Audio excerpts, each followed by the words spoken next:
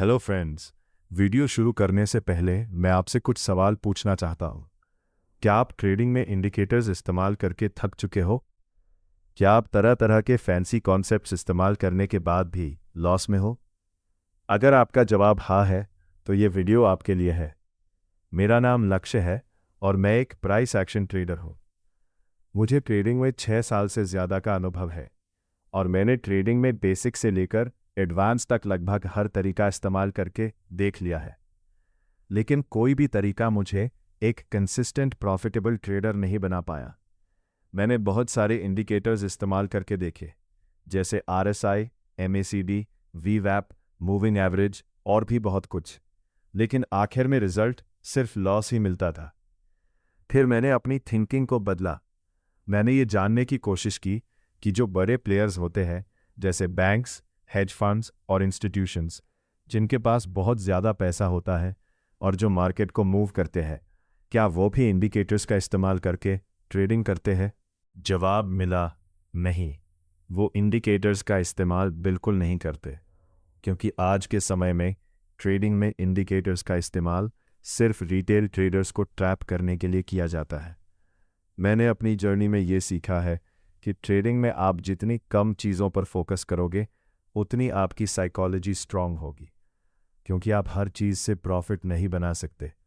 ज़्यादातर लोग यही सोचते हैं कि मैं ट्रेडिंग में जितने ज़्यादा इंडिकेटर्स इस्तेमाल करूँगा, जितने ज़्यादा कॉन्सेप्ट सीखूँगा, जितना ज़्यादा चार्ट को देखूँगा, उतनी ज़्यादा मेरी ट्रेडिंग अच्छी होगी। लेकिन ऐसा बिल्कुल नहीं है। मैं अपनी ट्रेडिंग में सिर्फ एक कॉन्सेप्ट इस्तेमाल करता हूँ, जिसे इंडिया में बहुत कम लोग इस्तेमाल करते हैं, और वो है PD एरेज। PD एरेज का मतलब होता है प्रीमियम एंड डिस्काउंट एरेज। मैं आपको आसान भाषा में समझाता हूँ कि इसका मतलब क्या होता है। जब भी आप कोई सामान खरीदते हो, जैसे मोबाइल, टीवी, कपड़े, शूज़ या कुछ भी, तो उस समय आपका माइंडसेट क्या होता है?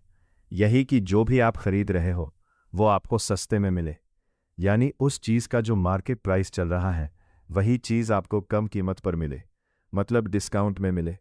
वैसे ही प्रीमियम का मतलब होता है जब आप कोई चीज़ बेचना चाहते हो, उस समय आपका माइंडसेट ये होता है कि जो चीज़ आप बेच रहे हो वो अपने मार्केट प्राइस से महंगे में बिके।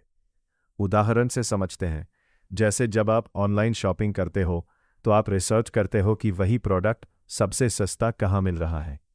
वैसे ही जब आप कोई चीज़ ऑनलाइन या ऑफलाइन बेचते हो तो आप उसे ज़्यादा कीमत पर बेचने की कोशिश करते हो। ठीक यही माइंडसेट बिग प्लेयर्स का भी होता है। जब भी वो बाइंग करते हैं तो डिस्काउंट में करते हैं, और जब भी वो सेलिंग करते हैं तो प्रीमियम में सेल करते हैं। लेकिन आम रिटेल ट्रेडर्स इन चीज़ों से बिल्कुल अनजान रहते हैं। वो ज़्यादातर ब्रेकआउट के बाद बाय करते हैं जब प्राइस अपने प्रीमियम जोन में होता है, और वो सेल तब करते हैं जब प्राइस डिस्काउंट जोन में होता है।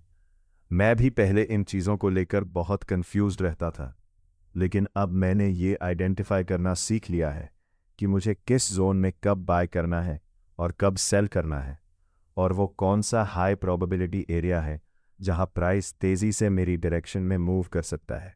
PD और S हमें ट्रेंड को समझने में मदद करते हैं कि मार्केट में बुलिश ट्रेंड चल रहा है या बेरिश ट्रेंड, या फिर मार्केट साइडवेज चल रही है, और ये हमें बताते हैं कि ऐसा कौन सा एरिया है जहां प्राइस एक डायरेक्शन में बहुत तेज़ी से मूव करता है। साथ ही ये हमें बायस पता करने में भी मदद करते हैं कि प्राइस किस टारगेट की तरफ जाने वाला है। मैं आपको इस कॉन्सेप्ट के बारे में बेसिक से लेकर एडवांस तक पूरी डिटेल में समझाऊंगा, वो भी बिल्कुल आसान शब्दों में, ताकि आपको इसे समझने में कोई परेशानी न हो। इसलिए मेरी आपसे एक छोटी सी रिक्वेस्ट है कि चैनल को सब्सक्राइब करना ना भूलें, जिससे आपको आने वाली वीडियो सबसे पहले मिल सके। मैं आपको बताना चाहता हूं कि आने वाली वीडियोस में हम किन किन टॉपिक्स पर बात करेंगे। सबसे पहले हम डिटेल में जानेंगे कि PD एरेज क्या होते हैं और इसके अंदर कौन कौन से टूल्स शामिल होते हैं। उसके बाद हम लिक्विडिटी के बारे में सीखेंगे। लिक्विडिटी बिग प्लेयर्स का सबसे महत्वपूर्ण मूव होता है। लिक्विडिटी का आसान मतलब है ऑर्डर्स, यानी जहां सबसे ज़्यादा स्टॉप लॉस ऑर्डर्स मौजूद होते हैं। प्राइस हमेशा एक लिक्विडिटी से दूसरी लिक्विडिटी की तरफ मूव करता है। जब आप किसी ट्रेड में एंट्री लेकर अपने टारगेट हिट होने का इंतज़ार करते हो, लेकिन प्राइस टारगेट तक जाने से पहले आपका स्टॉप लॉस हिट करके फिर आपके टारगेट की तरफ बढ़ने लगता है, तो इसका मतलब है कि आप ही लिक्विडिटी थे। आपके स्टॉप लॉस बिग प्लेयर्स के लिए एंट्री ऑर्डर्स की तरह काम करते हैं। मैं आपको ये भी बताऊंगा कि लिक्विडिटी को कैसे आइडेंटिफाई किया जा सकता है और इसे इस्तेमाल करके हम कैसे प्रॉफिटेबल बन सकते हैं। उसके बाद हम फ्रैक्टल के बारे में जानेंगे। ट्रेडिंग में फ्रैक्टल का आसान मतलब होता है बड़े टाइम फ्रेम को छोटे टाइम फ्रेम के साथ जोड़कर ट्रेड में एंट्री लेना। ट्रेडिंग में टाइम फ्रेम को समझना बहुत ज़रूरी होता है। ज़्यादातर ट्रेडर्स चार्ट खोलते ही सीधे छोटे टाइम फ्रेम जैसे 1 मिनट, 5 मिनट या 15 मिनट पर जाकर ट्रेड लेने लगते हैं, बिना ये समझे कि बड़े टाइम फ्रेम पर प्राइस किस डायरेक्शन में मूव कर रहा है। बिग प्लेयर्स हमेशा बड़े टाइम फ्रेम जैसे 1 आवर, 4 आवर, डेली, वीकली और मंथली पर एनालिसिस करते हैं। इसका रीज़न यह है कि जितना बड़ा टाइम फ्रेम होगा वो उतना ही ज़्यादा स्ट्रॉन्ग होगा, क्योंकि वहाँ सबसे ज़्यादा लिक्विडिटी होती है। अगर आप बिगिनर तो हो सकता है कि ये सारे वर्ड्स आपके लिए बिल्कुल नए हों, लेकिन मैं आपको ये बताना चाहता हूँ कि अगर आप इंडिकेटर्स की जगह इन कॉन्सेप्ट्स को इस्तेमाल करना सीख जाते हो, तो बाद में आपको यह महसूस होगा कि आपने अपना कीमती समय बर्बाद होने से बचा लिया, क्योंकि ज़्यादातर लोग इन कॉन्सेप्ट्स को तब सीखते हैं जब वे हर चीज़ इस्तेमाल करके थक चुके होते हैं।